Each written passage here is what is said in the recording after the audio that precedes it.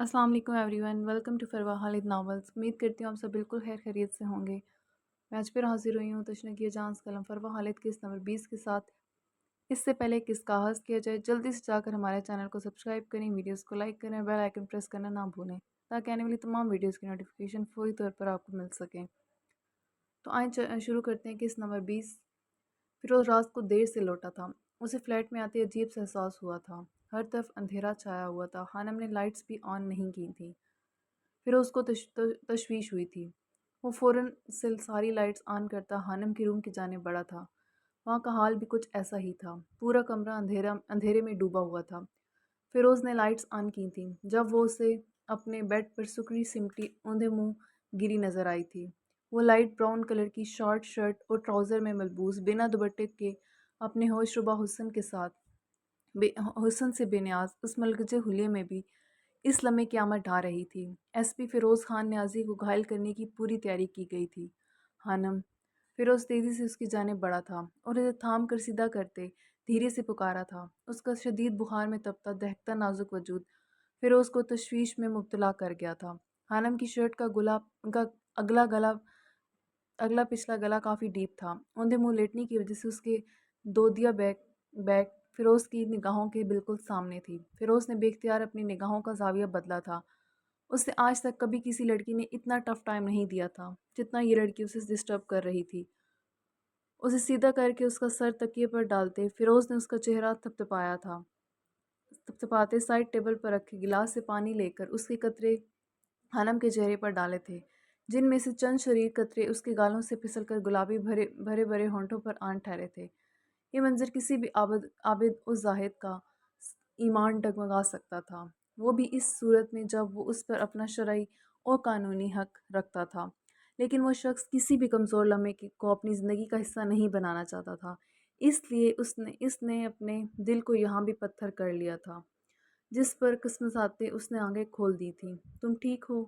फ़िरोज़ जो इतनी जल्दी किसी पर रहम नहीं खाता था, आज न जाने कैसे वो उस लड़की के आगे नम पड़ गया था। उसके बेहद लाल चेहरे पर निगाहें गाड़ते फ़िरोज़ ने पूछा था, नहीं। हानम ने उसकी जानिब देखते नफ़ी में सर हिलाया था। वो अब भी रो रही थी। उसने इस बात का बहुत गहरा सदमा लिया था। जिस लड़की ने पूरी ज़िंदगी अपने चाचू को अपनी फ़ैमिली के रूप में देखा था, उस इंसान की ये भयानक सच्चाई बर्दाश्त नहीं कर पाई थी वो। उसकी घिनेरी पलकों पर कई आंसू आन ठहरे थे, जो इस लम्हे न जाने क्यों फ़िरोज़ को बेचैन सा कर गए थे। तुम जब चाहो मेरी कैद से आज़ाद हो सकती हो। मैं अब तुम पर मज़ीद ज़बरदस्ती नहीं करूँगा, मगर इस तरह रोकर खुद को मज़ीद अज़ियत मत दो।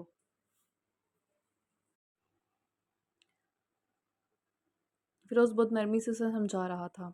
आज उसने बड़े बड़े दुश्मनों को बहुत आराम से मार गिराया था, मगर कभी उसे किसी रोती हुई लड़की को चुप करवाने का तजुर्बा नहीं हुआ था, इसलिए उसे बहुत दुश्वारी पेश आ रही थी। लेकिन यहीं अगर इरशान और ज़राब उसे इतनी नरमी से किसी लड़की से बात करते देख लेते, तो उन्होंने ज़रूर उसका रिकॉर्ड लगाना था। मैंने तुम पर कई बार कातलाना हमला करवाया है, तुम फिर भी मुझे इतनी आसानी से माफ़ कर रहे हो। हनम को यकीन नहीं आया था कि ये शख्स उस पर इतनी रहमदिली दिखा रहा है था, जबकि अंदर ही अंदर वो अपनी इस कमाल अदाकारी पर खुद को दाद दिए बहन नहीं रह सकी थी। उसे बिल्कुल भी अंदाज़ा नहीं था कि इस उल्टी खोपड़ी के बददिमाग इंसान के सामने वो इतनी कामयाबी से अपना ये प्लान चला सकेगी। वो सब तुमने गलतफ़हमी के तहत किया, जिसके लिए मैंने तुम्हें माफ़ किया। तुम अब मेरी तरफ से आज़ाद हो। फिर उसकी गहरी निगाहें उसके शफाफ दूधिया चेहरे पर टिकी हुई थीं। वो बहुत कुछ देख कर भी इग्नोर करना चाहता था। मैं अब आज़ादी नहीं चाहती। क्या हम दोस्त बन सकते हैं? हनम तकिए के सहारे उठकर बैठती, उसके दोनों हाथ थाम गई थी। फ़िरोज़ समझ नहीं पाया था कि वो अपने बिखरे हुलिये से वाक़ई इतनी बेखबर थी, ये सिर्फ़ उसके सामने बन रही थी। उसे खुद समझ नहीं आ रहा था कि वो इस लड़की का इतना लिहाज़ क्यों कर रहा है। उसे इसी हालत में पकड़ कर नीचे सबके सामने क्यों नहीं लेकर जा रहा था। उस लड़की को बदनाम करके आराम से राजपूतों से अपना बदला पूरा कर सकता था, मगर वो उसे इस्तेमाल नहीं कर पा रहा था। न जाने क्यों उस लड़की की मासूमियत उसके पैरों के गिर्द बेड़ियां बांधे हुए थी। वो मैं ज़राब खान के रूम से उनकी फ़ाइल चुराने आई थी। अपने होंठों को काटती वो जिस मासूमियत से अपने जुर्म का इकरार कर रही थी, अर्शियान कितने ही लम्हे उसके चेहरे से निगाहें नहीं हटा पाया था। शदीद ठंड की वजह से उसके होंठ लरज़ रहे थे। एशियान इस दुनिया की सबसे मासूम और क्यूट सी चोरनी को देख अपनी मुस्कुराहट नहीं रोक पाया था, जबकि अगले ही लम्हे वो अपनी इस मुस्कुराहट पर खुद ही हैरान हुआ था। तुम जानती भी हो कि इस तरह किसी कमरे में अनजाने का क्या अंजाम हो सकता है। ارشیا نے لہجہ سخت رکھتے اس سے پوچھا تھا، جس کے جواب میں شانور مجرموں کی طرح اسپات میں سر ہلا گئی تھی۔ آئی ایم سوری، وہ ٹھنڈ سے کانپتے ہوئے مشکل بولی تھی۔ مجھے بہت زیادہ ٹھنڈ لگ رہی ہے۔ اسے لگ رہا تھا کہ وہ ایک بار پھر اس شخص کے آگے بے ہوش ہونے والی ہے۔ اوپر سے اسے یہ بھی ڈر تھا کہ اگر اس کی ماں اور تائی نے اس کی خیر موجودگی نوٹ کر لی تو وہ بہت بری طرح پھنس جائے گی۔ ارشیا نے ایک نظر اس کی جانب دیکھتے سائڈ سٹینڈ پر رکھا اپنا موبائل اٹھا کر شرافت کو کال ملائی تھی۔ آپ کس کو بلانے لگے ہیں؟ شاہنور نے خوف سے اس کی جانب دیکھتے پوچھا تھا، جب دوسری جانب سے کال پک ہو جانے کی وجہ سے ارشیا نے جلدی سے شاہنور کے ہونٹوں پر اپنی چوڑی ہتھیلی جماتے اس کی آواز دبا دی تھی۔ یہ لڑکی خود ہی اپنے لیے مصیبت کھڑی کرنے پر تیار رہتی تھی۔ ابھی اور اسی وقت میرے روم میں ایک لیڈیز ڈریس پہنچاؤ۔ اس نے شرافت کو اپنے مخصوص حکمیہ انداز میں آرڈر دیا تھا۔ جی سر۔ شرافت نے فون کان سے اڑاتے ایسے سوال کیا تھا جیسے اسے سننے میں غلطی ہوئی ہو۔ آج پہلی بار اس نے ارشیان کے حکم کے جواب میں ایسا ری ایکشن دیا تھا، کیونکہ یہ بات ہی اتنی غیر متوقع تھی۔ جبکہ ارشیان اپنی امیج کا فالودہ ہوتا دیکھ سامنے ایک ٹھنڈ سے کانپتی لڑکی کو گھور کر رہ گیا تھا۔ 5 منٹ ہے تمہارے پاس۔ وہ اسے دو ٹوک لہجے میں دوبارہ سے یاد دہانی کرواتا فون بند کر گیا تھا، جس پر شرافت کو بھی ہوش آیا تھا۔ آئندہ یہاں آنے کی غلطی مت کرنا، میں ہر بار اتنا مہربان نہیں ملوں گا۔ ارشیان اسے سرد نگاہوں سے گھورتا واش روم سے نکلتا اپنی شرٹ پہن چکا تھا، جبکہ شانور شرم سے لار پڑتی آئندہ کبھی اس طرح اس حویلی میں نہ آنے کا عہد کر چکی تھی خود سے، اور میرب کی تو کسی بھی بات میں نہیں آنے والی تھی۔ اس شخص کی نظروں کے سامنے وہ اپنا امیج بنانا چاہتی تھی، مگر اتنی ہی گڑبڑ ہو جایا کرتی تھی۔ اگلے 5 منٹ میں شرافت حیران پریشان سا لیڈیز ڈریس لے کر پہنچ گیا تھا۔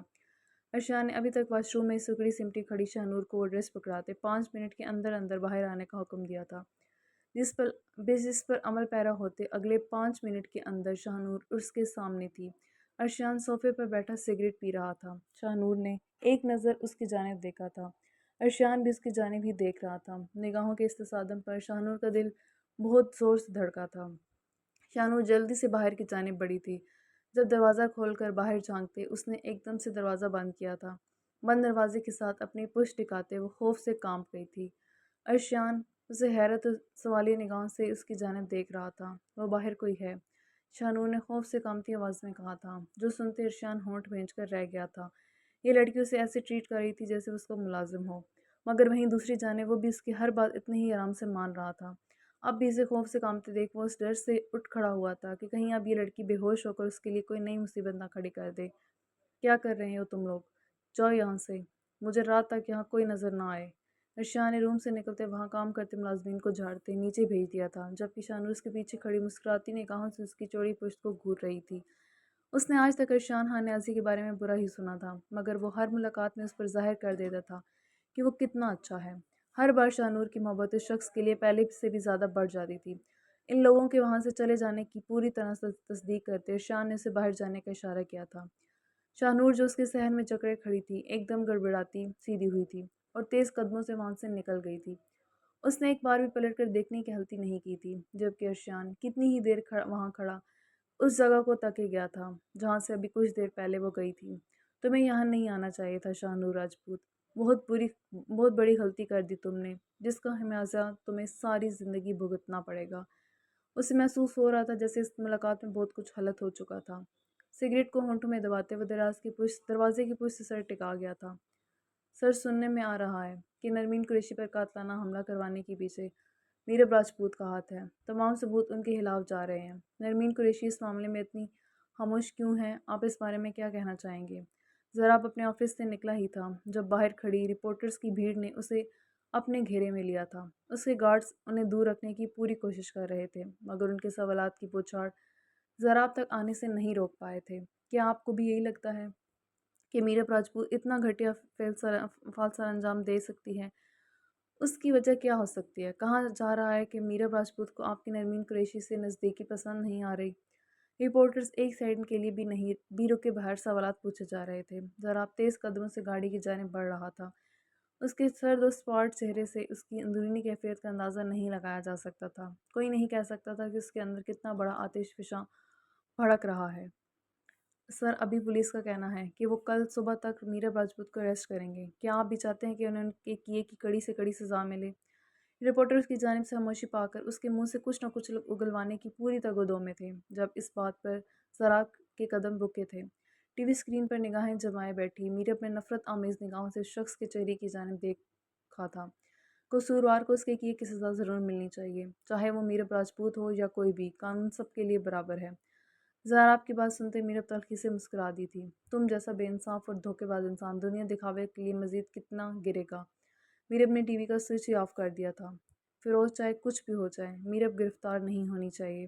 زہرا نے گاڑی میں بیٹھتے فیروز کا نمبر ملایا تھا، مگر وہ اگر اپنی لائف میں کسی پر اندھا اعتماد کر سکتا تھا تو وہ صرف فیروز اور ارشیانی تھے۔ ڈونٹ وری، میں ایسا کچھ نہیں ہونے دوں گا۔ ویسے آج پہلی بار تمہیں کسی بات کو لے کر یوں بے چین ہوتے دیکھ بہت اچھا لگا۔ فیروز اسے چھیڑتے بولا تھا، جو بہت کم ایسے ہاتھ آتا تھا۔ شٹ اپ، یہ معاملہ کافی سیریس ہے۔ اس پاگل لڑکی کو اندازہ بھی نہیں ہے کہ وہ کس دلدل میں دھنسنے کی کوشش کر رہی ہے۔ زراب کی پریشانی اس کی آواز سے صاف ظاہر تھی۔ یہ ساری انفارمیشن نرمین قریشی نے لیک کی ہے، بی کیئرفل۔ فیروز اس کیس کے بارے میں ساری معلومات سے آگاہ تھا۔ زراب کو اس کے بتانے سے پہلے ہی پتہ تھا کہ یہ سب نرمین اپنی جلسی میں کروا رہی ہے۔ وہ میرب کو کسی طرح نیچے گرانا چاہتی تھی۔ جانتا ہوں۔ اب یہی لڑکی سب کے سامنے میرب کے حق میں بیان دے گی۔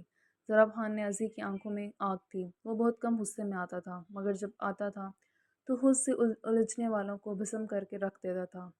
یہ بات ابھی نرمین قریشی سمیت کوئی نہیں جانتا تھا کہ میرب راجپوت سے الجھنے کا مطلب زراب خان نے عزیز سے الجھنا تھا۔ اسے بس اس بات کا ڈر تھا کہ میرب پھر سے کوئی بیوقوفی نہ کر دے۔ وہ سرعام اس کی بیوقوفی پر پردہ نہیں ڈال سکتا تھا۔ وہ لڑکی اسے برباد کرنے کی دھن میں خود کو خوار کر رہی تھی۔ ہر جانب یہ خبر پھیل چکی تھی کہ میرب نے ہی نرمین کو مارنے کی کوشش کی تھی۔ اس خبر کے ساتھ ہی زراب کی پارٹی کی مقبولیت مزید بڑھ گئی تھی، جبکہ شہروز گیلانی کی پارٹی میرب کی وجہ سے مزید نیچے جا چکی تھی، جس کے بعد اب گیلانی خاندان میرب پر غصے سے پاگل ہوا پھر رہا تھا، مگر فی الحال وہ میرب کا کچھ بھی بگاڑ پانے کی پوزیشن میں نہیں تھے۔ اب تو شہروز بھی چاہتا تھا کہ میرب اریسٹ ہو تاکہ اس مغرور اور گھمنڈی لڑکی کی عقل ٹھکانے لگ سکے، جو خود کو بہت بڑی شے سمجھتی تھی۔ دوسروں کی اس کے آگے کوئی وقت نہیں تھی۔ جاری ہے۔ جی پیاری ریڈرز، کیسی لگی آپ کو آج کی قسط؟ کمنٹ سیکشن میں اپنی رائے کا اظہار ضرور کیجیے گا۔